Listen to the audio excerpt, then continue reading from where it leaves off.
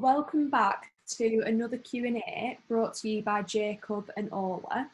So this week we're going to be discussing the possibility of a new cashless society and what it could mean for businesses. So many businesses have already opted for contactless payments over the past couple of weeks, and many more are preparing to make this change. So Jacob, do you think it's going to be the end of physical cash? Well, retailers recently have switched to contactless payments, and they've done that throughout the coronavirus outbreak. And many of them have done this for hygiene reasons, but it's actually caused quite a lot of people to struggle. So there are quite a few people who depend on cash, like the older generations and people who don't put the money in banks. And those people may struggle to access some services if many businesses go contactless. A study of over 2,000 people actually found that 1 in 10 people refused access to purchase stuff in shops because they didn't have cards. But despite like the potential disadvantage of many people not being able to pay for stuff, quite a lot of large retailers have moved to contactless. So I don't know if you've been into any shops and they've had signs saying cards only, but quite a lot of supermarkets have it now. So it's like fast food restaurants like Burger King and McDonald's. Yeah, I've noticed. So everyone watching, do you think that contactless payments will be the new future? Do you think it will become part of the new norm? Drop us a comment, let us know. Also, if you do have any other questions, put them in the comments and we'll answer them. We actually conducted a Twitter poll as well, and it found that 66% of people said that contactless will continue. What do you think, Ola? Well, I do think that before the coronavirus, people were starting to use, contactless more often. I think it depends which bank that you're with, but I know that for some of them, like I think for mine, you can only use contactless on payments up to like £30. Yeah. It might like differ between the different banks. But obviously still just using your card and putting your PIN in does feel safer than using cash. It's just a contact, is it? Yeah, just in case, like, you never know who's touched it, have they washed their hands. So I think before this, it was already, becoming more popular due to convenience. But I think now, because of the virus, people are definitely turning to use it more. Yeah. So do you think it's the right time for quite a lot of businesses to turn cashless then? Yeah, so like kind of similar to what I just said, like when you pay for something at a shop or wherever you are and you use cash, like just imagine how many other people have used that same cash and like touched it, because you might pay for something and then you get change, and then it's just like a constant cycle of different people using that same money. And paper money can actually have thousands of microbes from every environment it touches on it. So I came across this research from 2017, and the researchers swabbed $1 notes from a bank that was in New York City, and they found hundreds of species of microorganisms, including ones that cause acne. There was microbes from people's mouths, and even DNA from like pets, and then other viruses, all on these $1 notes. And that just like sounds scary if you think about it. And so I definitely do think it seems like an appropriate time to go cashless. But then also the World Health Organization said that people should stop using cash and start to use contactless payments instead, obviously due to COVID-19 and the virus being able to survive on banknotes. And then in China, the banks actually started to disinfect and put the banknotes in isolation to slow down the spread of the virus. And I think that was pretty successful for them. And then as well, the New England Journal of Medicine, they found that the virus can last on copper coins they looked into different copper, but especially on copper coins, that was for 4 hours, which actually isn't a lot compared to other things. For example, like on paper money, like on banknotes, the virus can last for up to 4 days. And that I couldn't get my head around that. I was so shocked. Yeah. And obviously, it's so important to keep washing your hands, like the government is saying, but especially when you are using cash. But I do think overall cashless would be a much safer option. No, I agree. I don't think. Personally, I think that the government should impose something, Yeah, reducing the amount of cash being used. I agree.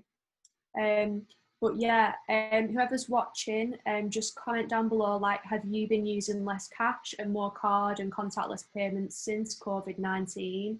And just in general, do you prefer cash or card? Like, does it make you feel, if you use card, do you feel safer? Just let us know what your thoughts are on it.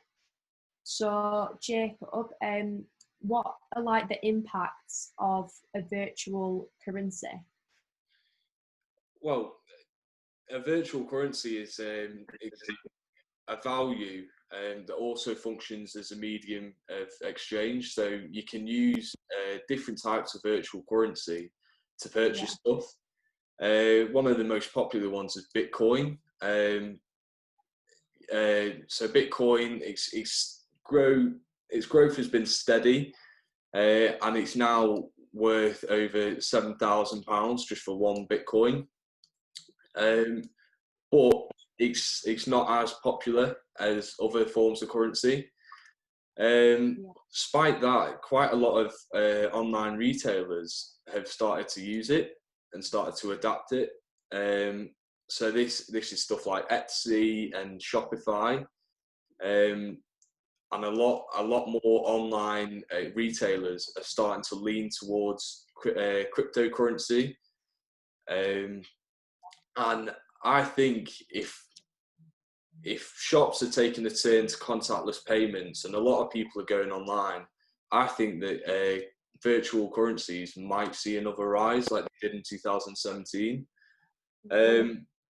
Everyone watching, what do you think? Do you think there'll be another boost in the popularity of cryptocurrency and other virtual currencies? And Ola, what do you think? Do you think they'll become more dominant?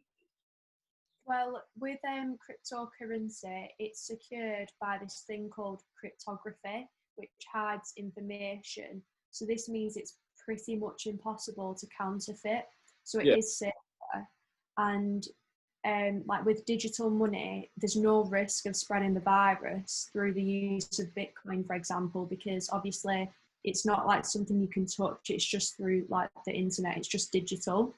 Yeah. And the CEO of Coinbase, who's called Brian Armstrong, he said there was a $1.3 billion in fiat and cryptocurrencies deposited in just one day during the market crash in March. So therefore, cryptocurrency might be an essential part of the financial system after COVID-19. Yeah. So I do think there is going to be a noticeable rise in using cryptocurrency. So what do you all the viewers, would you use cryptocurrency to purchase products? Like, do you know enough information about it? Because I feel like not as many people are aware of it. And yeah, let us know if you think it'll become more dominant. What are your thoughts on it, Jacob? I think it will become more dominant, but I feel like not everyone has enough information about it. There are only a select few people who, took the time to research cryptocurrency, and it takes a lot of time to look into it and see which cryptocurrency is the best to invest in. And some people just might not be that bothered about it. They might not put the time into look into it.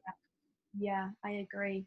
So, Jacob, will consumers shopping online be the demise of the high street, or do you think they can adapt from this? I'm not too sure. I feel like there are a lot of family-owned high street stores, I feel like they struggle to survive anyway, despite, you know, being in a lockdown. Yeah. We've actually found that 71% growth of the high street is decreased Yeah. from before lockdown. Now this is a very big decrease, and it's forced quite a lot of people stores to shut. So I think that if they don't adapt and if they don't move online, I think quite a lot will struggle. But I'm not sure online shoppers will be the demise of the high street, because there are still quite a lot of essential shops. Yeah. Everyone watching, do you think it will be the demise of the high street, people going online, or will you still shop on the high street? Are the things on the high street that you can't get online?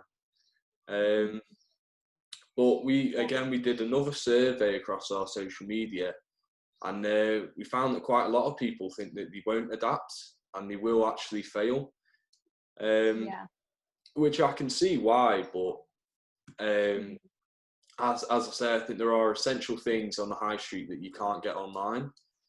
But saying that, I think they do need to have a bit of an online presence. What do you think? Yeah, well, I think from like a personal point of view, I think I could get pretty much anything online that I needed. Like, you know, I don't have anything in the high street that I couldn't get.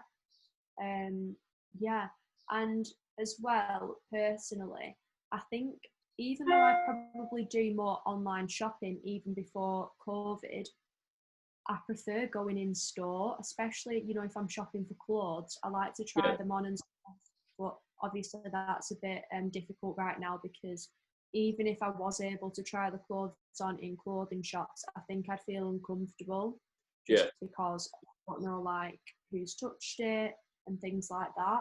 So I don't think like the high street is going to disappear. I think it's obviously still going to be there, but already before this, like online sales were just growing and growing. Yeah. So do you think the need for a website for businesses on the high street or businesses in general will be more prevalent? Yeah, so obviously, like as I said, the number of in-store sales have decreased and online sales have increased. So this shows the importance of establishing an online presence. And for high street and especially smaller independent businesses, having a website is essential in selling your products online. If you want to have an online presence, then having a website is kind of the first step in having that. And by having a website, it warrants accessibility, so your customers are able to view information about your business, which can be done anytime, anywhere, rather than just if you had like a shop on the high street, then it's, you know, and you didn't have an online presence, it's kind of more difficult to like let your customers know what's going on, new information, new products. And with a website, you're able to reach a wider audience too, which, you know, generates more potential customers, which every business wants. And most importantly, your customers will still be able to purchase from your business. So this will help you as a business post lockdown, especially because not all customers will be able to go in store, and some might just not feel comfortable. So it gives them that option, but you know, in turn, it helps your business to keep your sales going rather than just relying on in-store purchases. So the thing is, Mustang actually offer a website package deal for companies who are based in the UK with less than 30 employees.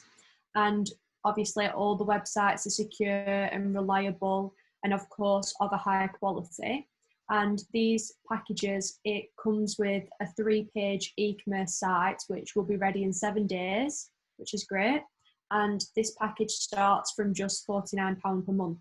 So if you have any questions or queries about this, please feel free to contact us, and we'll be so happy to help you out with that. But are there any businesses like watching who have recently created a website since COVID? You might not have had one before, but obviously due to everything going on, you thought, I think I need to get one. And if so, have you noticed a positive impact since doing so? And just let us know your thoughts in the comments. So, Jacob, what do you think about having a website, especially after COVID-19? What are your thoughts? I think it's really important. I think quite a lot of businesses should have one. I think an e-commerce site is, it's standard for quite a lot of businesses now. Yeah. And I feel like if you don't have one, you are missing out on quite a bit. If you don't have an online presence, you're not going to achieve the same amount of, attention as you would do. So yeah, I think it's really important. I'll say, I think a lot of businesses should go towards having a website. Yeah, and I think with having a website, it's one of those things, like, I think if you're going to take that first step into having an online presence, that would be the best option as like the first thing you do. But then, it's good to use other things such as social media with a website, like, together, because obviously then you've got different platforms that you're using and you can bring all your customers like in one place. And you can use the platforms to lead customers onto your website. And some people might spend more time on social media rather than just on Google, so it just reaches and like targets a wider audience. So if there's anyone watching who does want to create a bit of more of an online presence, Mustang can also help with your social media as well. Yeah, we can. And we can just build your brand online. Yeah. So thank you so much for tuning in.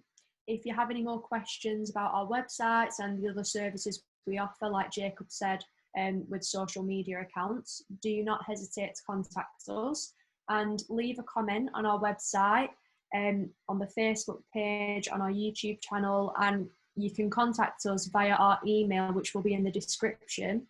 And this is sales@mustangdigital.co.uk, or you can also phone us on 01925 754 766. So next week we'll be inviting another business to come on for the Q&A, so we'll be having a guest, which is really exciting. And remember to subscribe to our YouTube channel to stay up to date and follow us on all of our socials. Thank you, and we'll see you next week. Thank you very much for watching.